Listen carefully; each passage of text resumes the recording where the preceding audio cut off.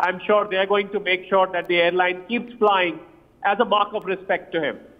Definitely, sir. Thank you so much for sharing your views and opinions on the same. Now, moving on to the Salman Rushdie attack. Now, author Salman Rushdie, whose writing led to death threats from Iran in the 1980s, is on life support after Hadi Matar, a 24-year-old from New Jersey, stabbed the author in the neck at a literary event in the Western New York. Rushdie was put on ventilator after hours of surgery and the nerves in his arms were severed. Rushdie's liver was stabbed and damaged. The attacker, Hadi Matar, is facing charges of attempted murder and assault. A preliminary review of Matar's social media accounts by law enforcement shows him to be sympathetic to Shia extremism and the causes of the Islamic Revolutionary Guard Corps. New York State Police are working with the FBI and local authorities to determine the motive.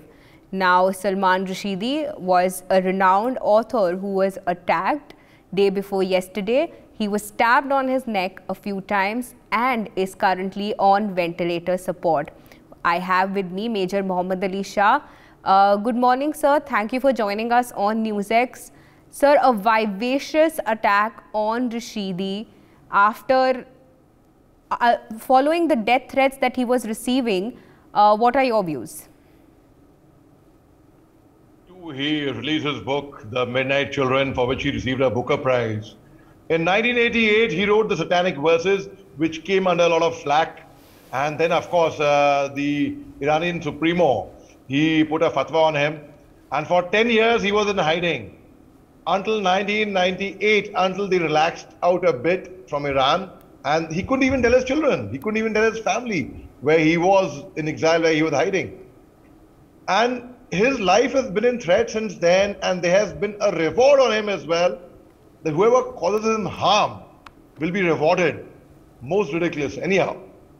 Now, when Salman Rushdie escaped several bids of assassination on him, I mean, it amazes me.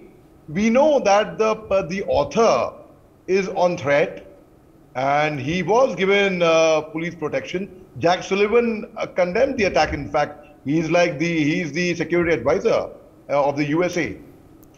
So now the normal theater security, they nabbed this 24-year-old boy, Hadi Matar. And 24 is a very big age.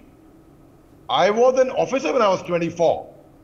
So, and this boy wasn't even born in 1988 when the fatwa was issued on Salman Rushdie. Which really goes to show the extent that he was radicalized. And his social media handles on scrutiny showed that he has sympathy with the Shia extremists of Iran. So he obviously felt that, he would be rewarded if he causes some harm, some damage to Salman Rushdie. And so many stabs. I don't understand what the security was doing at that time.